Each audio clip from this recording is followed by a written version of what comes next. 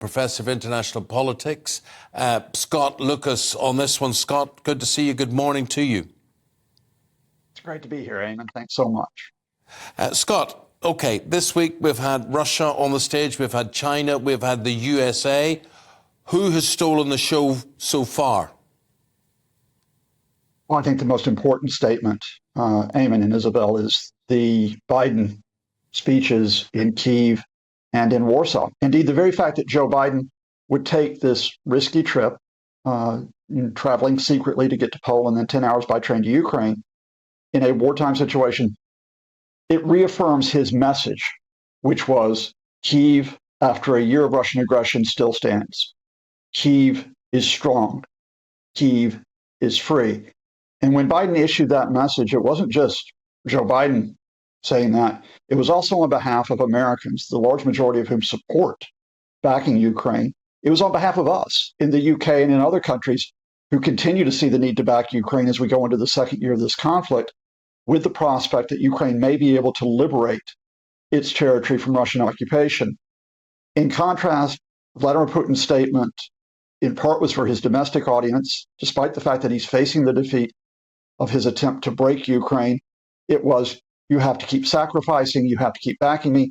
And it was also a message to try to trigger people here, that small minority here, both on the left and on the right, who will put up Putin-esque lines such as, it's really the fault of West and NATO. And by the way, you really shouldn't give any support to Ukraine, because if you do, look, I've got these nuclear missiles behind me.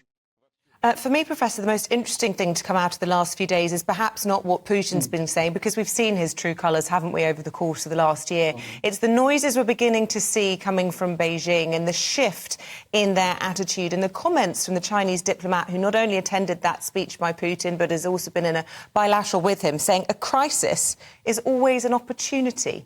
And by crisis, he's talking about a war.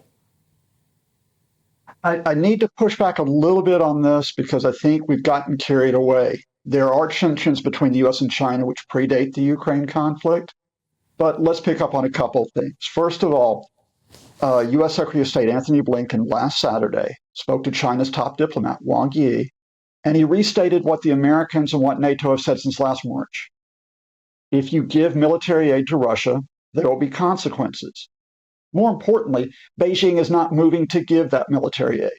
They said yesterday through their foreign minister, they criticized the U.S., they criticized NATO, but they reaffirmed, no, we're not going to give military assistance. Yes, Wang Yi was in Moscow yesterday. Yes, he talked about a close relationship. That's standard speak when you have these meetings.